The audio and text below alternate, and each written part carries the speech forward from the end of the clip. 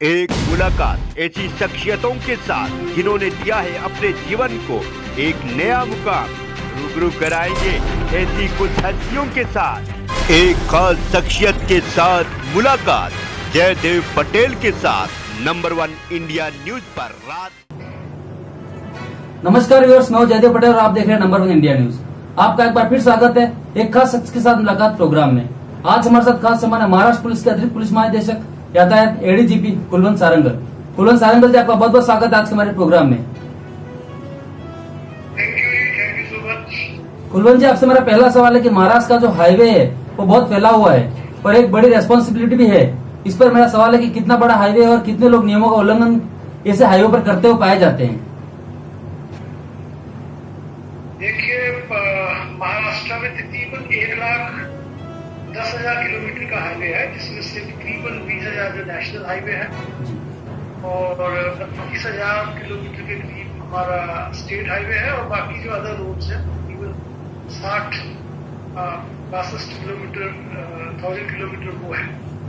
तकरीबन 1,10,000 किलोमीटर है, जिसमें साल में तकरीबन 32 से 35,000 तक एक्सीडेंट होते हैं और रोड तकरीबन 35 से 37 लोग जो है एवरेज डेथ भी होती है। साल में 12 से 15,000 लोग जो है उनका अनफॉर्चुनेटली रोड एक्सीडेंट में डेथ होता है। इसके अलावा इंजरीज जो है वो भी काफी लोग होती है, परमानेंट, माइनर, मेजर। तो इस तरह से हमारा जो महाराष्ट्र का नेटवर्क है जो एक्सीडेंट्स वगैरह होते हैं ये सब वो है हमारे।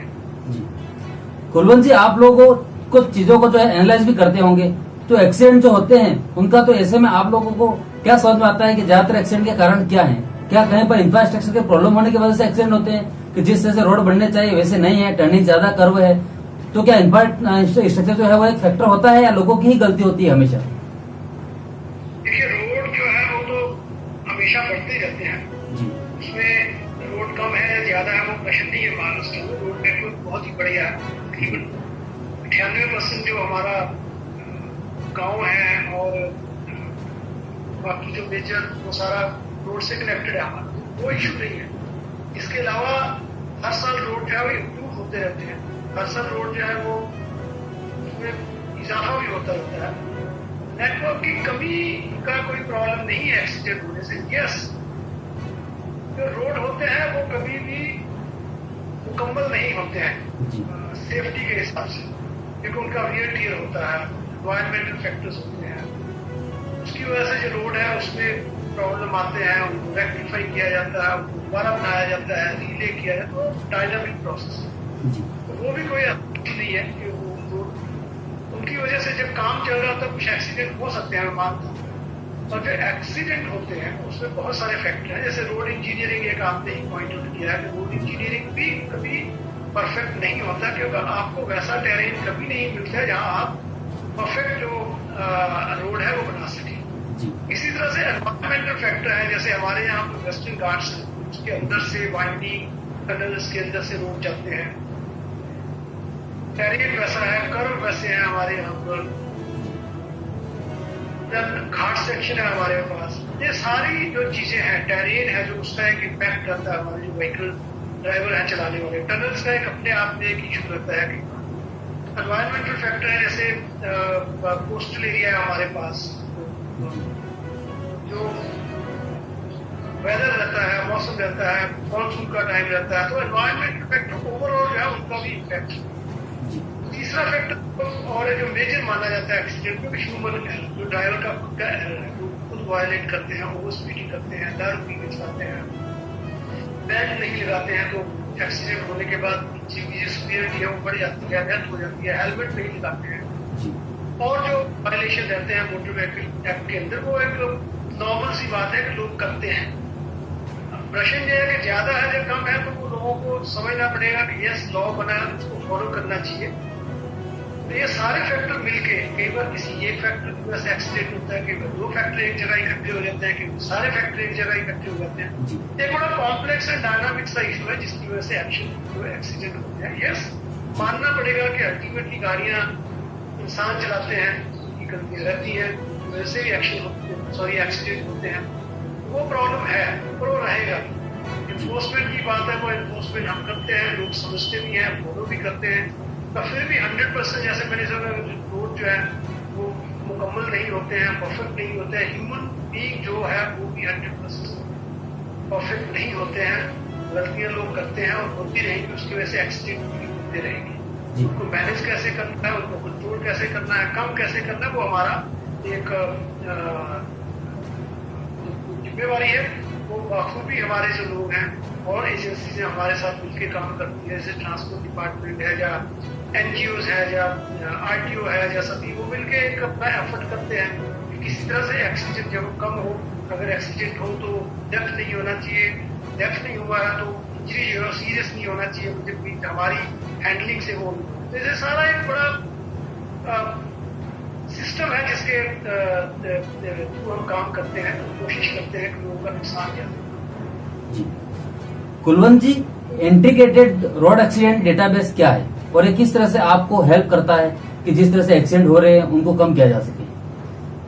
देखिए ये IRAD हम इसको कहते हैं, इंटीग्रेटेड रोड एक्सीडेंट डेटा। ये IIT मद्रास उन्होंने इसको डेवलप किया है, मिनिस्ट्री ऑफ ट्रांसपोर्ट जो इंडिया की है उन्होंने इसको अडॉप्ट किया है और पूरे इंडिया में इसको लागू करने जा रहे हैं और किया भी हुआ है कई स्टेट में। पिछले साल 5 स्टेट में जो पायलट प्रोजेक्ट शुरू किया था, उसमें महाराष्ट्र एक स्टेट की 4 और है जिसमें जो 26 फरवरी 2021 को हमने लॉन्च किया था। ये IRAD एप्लीकेशन है, इसका जो मकसद है, इसका जो ऑब्जेक्टिव है वो ये है कि जितने भी एक्सीडेंट रोड पे होते हैं उसमें FIR दाखिल होता है या नहीं वो दूसरी बात है। कई एक्सीडेंट होते हैं इसमें FIR नहीं दाखिल होता, उसको वैसे ही इन्वेस्टिगेट करके बंद किया जाता है, एक्शन को लेना होता है बाद में हम लेते हैं। सभी एक्सीडेंट जो है वो इस ऐप में उनकी डेटा एंट्री होगी। डेटा एंट्री होने के बाद उसमें जो रिपोर्ट जनरेट होंगे या जो रिपोर्ट कस्टमाइज किए जाएंगे जो अभी इनेबल्ड है, उनके बेस पे एक्सीडेंट क्यों होते हैं, कैसे होते हैं, कहाँ होते हैं, उनके कारण क्या है, वो सारा जो डेटा है इंटीग्रेटेड हमारे को मिलेगा। उसके बेस पे 2 काम होंगे, एक तो पॉलिसी मेकिंग और एक स्ट्रेटजी, जो एनफोर्समेंट की स्ट्रेटजी है कि हमने क्या क्या एनफोर्स करना चाहिए, पॉलिसी क्या होनी हमारी एनफोर्समेंट की या वाहनों के बारे में। तीसरा है कि उसमें और क्या इम्प्रूवमेंट होना चाहिए रूल्स, सारी चीजें हमारे को पता चाहिए। उसका एक एनालिसिस है जो करना पड़ता है, जब डेटा सफिशिएंट होगा उस वक्त उसका एनालिसिस इनेबल होगा। अभी तो इसको इम्प्लीमेंट करने के प्रयास किए जा रहे हैं कि सब जगह पे इसको, सारे इंडिया में इसको इम्प्लीमेंट, सभी स्टेट्स इसको करने जा रही हैं या ऑलरेडी कर चुकी हैं। एक डेटा जब इसमें बिल्डअप हो जाएगा तब इसका सबसे ज्यादा अपने को फायदा होगा कि डेटा हमें इंटीग्रेटेड मिलेगा। जैसे महाराष्ट्र में भी हमारे पास जब तकरीबन 1.25 साल का डेटा है, 1.25 साल में नहीं 1 साल 1 महीने का डेटा है, हमने ऑलरेडी इसका एनालिसिस करना जो पायलट बेस पे शुरू किया है। एक 2 सिटीज में हमने जो डेटा है उसको इसमें से लेके उसका बाकी जो मैप्स वगैरह हम तैयार करके उसका एक एनालिसिस करना शुरू किया है और हमारे जो SPs और CPs हैं उनको हमने ये डेटा एनालिसिस जो दिया है, इसमें उनको क्या क्या फायदा हो सकता है। तो अभी इसका जो इम्पैक्ट है उसका आने में टाइम लगेगा, but it's a very good app, web based है और मोबाइल बेस्ड है और अल्टीमेटली जो ऐप है इसमें पुलिस को है, बाकी के जो डिपार्टमेंट है जैसे हॉस्पिटल है, ट्रांसपोर्ट डिपार्टमेंट है, उनको भी एक्सेस रहने वाला है और कई जगह हो भी गया होगा, मुझे मालूम नहीं है। और इसके साथ ही जो पब्लिक है अल्टीमेटली उसको भी एक्सेस मिलेगा। कभी कहीं एक्सीडेंट होते हुए देखा तो वो भी इसमें अपना एंट्री कर सकते हैं या पुलिस को बता सकते हैं, इसके हॉस्पिटल को बता सकते हैं, एम्बुलेंस को बता सकते हैं। ये एक अच्छा गवर्नमेंट ऑफ इंडिया का एक इनिशिएटिव है। आई थिंक इसका सबको फायदा, एक्सीडेंट कम करने में या उसकी सीवियरिटी कम करने में क्या क्या करना चाहिए वो अपने को उसका फायदा हो जाएगा। कुलवंत जी, जहाँ पर ज्यादा एक्सीडेंट होते हैं उसे हम ब्लैक स्पॉट कहते हैं। ऐसे में पूरे महाराष्ट्र में ऐसे कितने ब्लैक स्पॉट हैं और इनको ब्लैक स्पॉट की कैटेगरी से हटाने के लिए कैसे कोशिश की जा रही है? देखिए महाराष्ट्र में जो ब्लैक स्पॉट है तकरीबन है वो हमारे पास 1000 आई थिंक 1300 के ऊपर है हमारे पास जो ब्लैक स्पॉट्स है। तो ये डायनामिक प्रोसेस रहता है कि आज एक जगह जो ब्लैक स्पॉट है वो कल रेक्टिफाई हो गया तो ब्लैक स्पॉट नहीं रहेगा, कोई दूसरी जगह है वो ब्लैक स्पॉट है। ब्लैक स्पॉट का एक जो डेफिनेशन है वो यही है कि 5 किलोमीटर की हाफ किलोमीटर का जो एरिया है, 500 मीटर का जो एरिया है, उस एरिया में पिछले 3 साल में मतलब 10 एक्सीडेंट हुए जिसमें डेथ भी हुई है और इंजरीज भी है। जब पिछले 3 साल में 10 डेथ हुई, वो जो स्ट्रेंथ रहता है उसको ब्लैक स्पॉट हम कहते हैं। और उसका एक तरीका रहता है कि उसमें जो भी कमियां हैं उसको आइडेंटिफाई किया जाता है। टेम्पररी उसमें जो बेसिस है वो किए जाते हैं, वहाँ डिप्लॉयमेंट होता है, वहाँ पर साइनेज लगाए जाते हैं, लोगों को अलर्ट किया जाता है थोड़ी देर पहले के आगे एक्सीडेंट जोन एरिया है। तो ये हो गया ऑपरेशनल पार्ट के, उसमें लोगों को अलर्ट करके जब तक उसको हम रेक्टिफाई नहीं करते। इसी तरह से उसका जो यूजर जो रोड ओनिंग एजेंसी है जिन्होंने वो रोड बनाया है, जिनकी रोड है लाइक नेशनल हाईवे अथॉरिटी का PWD रहती है, तो उनको एक आइडिया हो जाता है कि ये जो स्ट्रेच है इसमें हमने कौन से दोष है उनको कैसे दूर करना और कब दूर करना, उसका एक टाइम फ्रेम दिया हुआ, वो एजेंसी उस पर काम करती रहती है। इसीलिए मैं कहता हूँ कि डायनामिक प्रोसेस है कि जब वो आइडेंटिफाई हो जाता है एक स्ट्रेच, उसको रेक्टिफाई किया जाता है, तब तक कोई, क्योंकि जैसे मैंने पहले भी बोला कि रोड में वियर एंड टियर होते रहते हैं। आज जो ब्लैक स्पॉट नहीं है, कल को हो सकता है वो ब्लैक स्पॉट। इसलिए ये हर साल एक एक्सरसाइज रहता है, हर साल हम आइडेंटिफाई करते रहते हैं, सभी एजेंसीज करते हैं, ऐसा नहीं हम पुलिस वाले करते हैं। उसको जो कंसर्न डिपार्टमेंट उसको हम कन्वे करते हैं, उसको रेक्टिफाई करते हैं, उसमें जो एक्सीडेंट है उनको कम करने में मदद मिलती है जी। कुलवंत जी, आपसे मेरा एक क्लोजिंग क्वेश्चन है कि हाईवे पुलिस के लिए सबसे बड़ी चुनौती ये भी है कि आप लोगों से ई चालान वसूलने हैं। अब तक कितना ई चालान आप लोगों से ले चुके हैं और अब तक कितने लोगों का देना बाकी है? जो लोग नहीं दे रहे हैं उनसे वसूलने के लिए हम कौन सी प्रक्रिया का इस्तेमाल कर रहे हैं?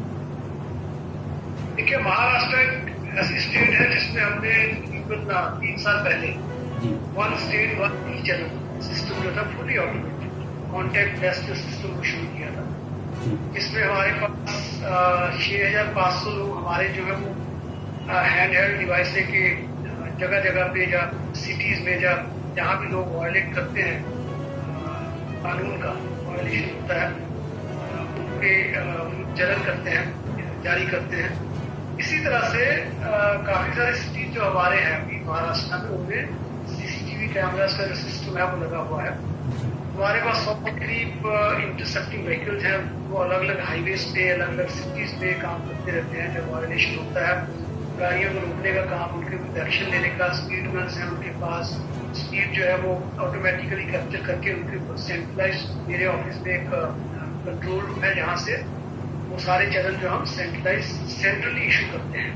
तो इवन जब से सिस्टम हमने शुरू किया तो 2 करोड़ जो है 3 करोड़ के आसपास हमने चलन जो शुरू कर रखे हैं यहाँ पर महाराष्ट्र में। उसमें हमने 5 करोड़ 37 लाख के करीब हमने चलन इशू किए हैं 2019 में जब सिस्टम हमारा शुरू हुआ, जिसमें से 2 करोड़ 18 लाख चलन लोग पेड हैं, जो लोग पे कर चुके हैं, और इवन 3 करोड़ चलन ऐसे हैं जिसमें अभी पैसा आना है। इसके साथ ही तकरीबन 2000 करोड़ से ज्यादा का फाइन हमने इम्पोज किया है जब हम पैसे की बात करते हैं।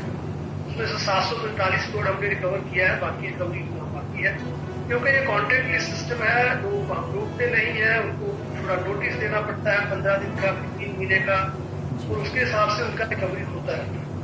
रिकवरी करने के हमारे जैसे मुंबई पुलिस है, उनका एक इनिशिएटिव था कि उन्होंने घर घर जाके भी लोगों से रिकवरी करने का प्रयत्न किया, उसमें फायदा भी हुआ।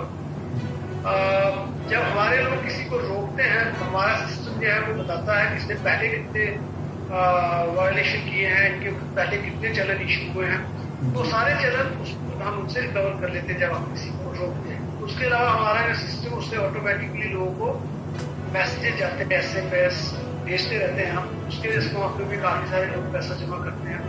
एक और इनिशिएटिव जो हमारे पास भी है वो है लोक अदालत। अभी तक हमने 3 लोक अदालत जो है उनके व्हीकल है जो महाराष्ट्र में जो हमारे केसेस है उसके बारे में कंडक्ट करवाई है, और उसमें 144 करोड़ रुपए जो हमने रिकवर किए हैं।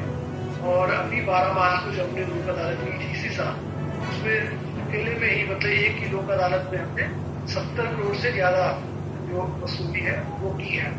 इसके एफर्ट चलते रहते हैं। तो हमारी अपील लोगों को यही है कि जो आपके केसेस होते हैं कृपया वो आप फाइन होकर भरे, इसमें आपका भी फायदा है कि आपको कोर्ट में नहीं जाना पड़ेगा, और एक बार आदमी फाइन भरता है जी। उसको भी ये समझ आती है कि यस आगे से मैंने कानून जो है वो तोड़ना नहीं। तो ये हमारा कंटिन्यूस प्रोसेस सब चलता रहता है और ये चल रहा है और जी। होपफुली हम ये सारा पैसा रिकवर करेंगे शॉर्टली। जी कुलवंत जी, आपने अपना बिजी शेड्यूल में से नंबर 1 इंडियंस के लिए समय निकाला, उसके लिए आपको बहुत बहुत धन्यवाद। Thank you so